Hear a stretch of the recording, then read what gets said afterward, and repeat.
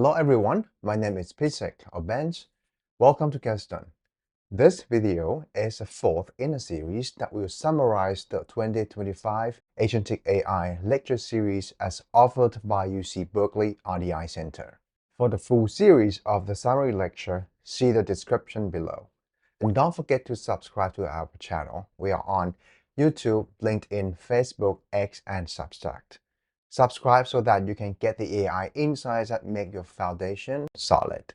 By the way, the lecture summary video is made with the help of AI, in particular Notebook LM, where I did my best to maintain its accuracy.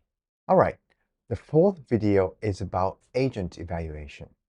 This lecture is very interesting because we are tackling a huge question. When AI becomes more complex, now agentic, which can take action, how do we measure its performance? How do we know that this AI is actually good? In particular, we are going to learn the what, the why, and how of a benchmark, because we have the ultimate goal of creating a test that measures true intelligence of AI agents. You will learn concepts like taxonomy of task, verifiable task, non-verifiable task, human as a judge, and the LLM as a judge. Alright, now is the lecture summary video. You know, we're surrounded by AI that's getting smarter and smarter every single day. But as these systems shift from just being simple chatbots into complex agents that can actually do things for us, this huge question pops up. How do we even know if they're any good? Hello from Kstan. This is a summary of a lecture titled Agent Evaluation. So let's start with a really powerful idea that kind of frames this whole conversation. Just look at this quote. Benchmark is really the key that determines the future progress of the whole field. I mean, think about that for a second. The tests we build don't just measure AI, they actually shape it. They're like a signpost telling researchers and developers exactly what to build next. And that, right there, is the central challenge we're facing. Look, AI isn't just a chatbot anymore. It's becoming our co-pilot, right? An agent that can plan your vacation, write lines of code, or manage your entire calendar. I mean, grading a single sentence is one thing, but how in the world do you grade a complex, multi-step task with a dozen possible outcomes? That's the new frontier. Okay, so let's really dig into why evaluation is so incredibly important. It's not just about slapping a grade on an AI and calling it a day. Having a solid way to evaluate these things is the absolute bedrock of all progress. It's the only way we know if we're actually moving forward and not just spinning our wheels. Really, this systematic measurement is the thread that runs through the entire AI lifecycle. It's what lets us compare different models in a fair, apples-to-apples way. It acts like a compass, guiding us towards safe development. And of course, it helps us track how things are going and spot potential risks before they spiral into big problems. From the very first line of code to the final product, evaluation is the force that guides the whole process. All right, this brings us to what's called the new agent challenge. We are living through this massive shift, from AI that just spits out text to AI that actually takes actions. And this single change? It completely rewrites the rulebook for how we evaluate them. Think back to the old world of large language models, or LLMs. For the most part, they were pretty static. You'd give them a text prompt, they'd give you a text response back. It was a pretty straightforward, one-and-done kind of interaction. But an AI agent? Oh, that is a completely different beast. It's dynamic. It takes that base LLM and gives it a whole set of superpowers. The ability to plan ahead, to use tools like a calculator or a web browser, to remember what you've talked about, and to string together a bunch of steps to solve a real problem. This slide right here really nails the difference. On the left, you've got the old way. Text in, text out. Super simple. But on the right, you have the agent, a dynamic process, bouncing between different tools, following a multi-step plan. This explosion of complexity is exactly why our old, simple evaluation methods just don't cut it anymore. So how do we even begin to get a handle on this new, complicated world?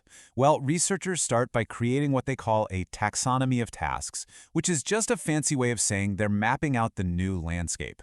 By breaking down all the different kinds of jobs an agent might have to do, we can start to build better, more focused tests. The first big split is between closed-ended and open-ended tasks. A closed-ended task is like a multiple-choice question. There's one right answer, super easy to grade. But an open-ended task like write a compelling story or draft a marketing email has basically infinite correct answers. How do you score that? How do you put a number on creativity or usefulness? It gets tricky fast. And if we dive even deeper into those tricky open-ended tasks, we find another split: verifiable versus non-verifiable. Some things are verifiable because there's what you might call an oracle, a clear source of truth. If the AI writes some code, you can run it and see if it works. But for non-verifiable stuff, like judging if an email is persuasive, there's no objective truth. You're going to need a subjective judge.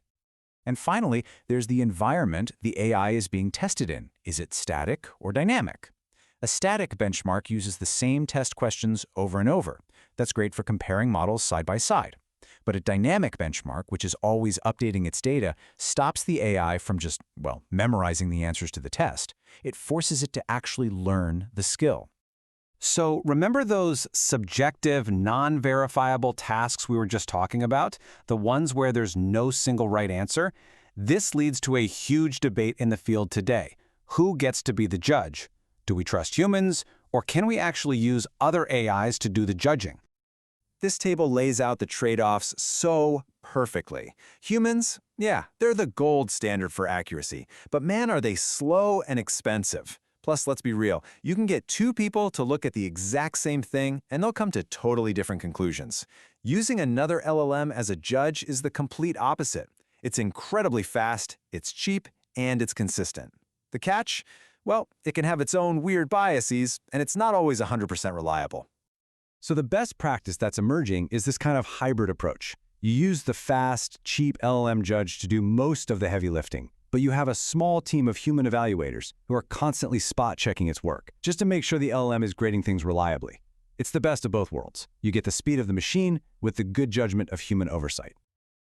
Now, it doesn't matter which method you use, human, LLM, or a mix of both. There is one single guiding principle that has to be the foundation for everything. It is the North Star for any good evaluation system.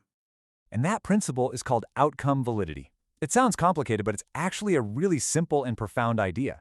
It just asks, does getting a high score on your test actually mean the AI did a good job? For instance, if your test just checks for exact keywords, it might fail an answer that's totally correct, but just uses different words. That's a failure of outcome validity. The score doesn't reflect the reality. And let me tell you, maintaining this validity is tough. It means designing tests that can't be easily tricked or hacked by the AI. It means you have to test for a huge range of weird edge cases, not just the easy stuff. And for those really complex, multi-step tasks, you can't just look at the final answer. You have to check the agent's work at each step along the way to make sure it's actually reasoning correctly, not just getting lucky. So if there's one thing to take away from all this, it's this. As these AI agents get more and more complex, our methods for measuring them have to get just as sophisticated. You can't use a simple foot ruler to measure an intricate three-dimensional sculpture. It just doesn't work. Which leaves us with a really fascinating and kind of mind-bending final question. This whole thing is a constant cat-and-mouse game, right? We build a better test, and eventually the AI learns how to pass that test. So the ultimate challenge is this. How do we build a test that an AI can't cheat? A test that measures true intelligence, not just the ability to ace an exam. That, my friends, is the cutting edge of agent evaluation, and it's a question that is going to define the next decade of AI.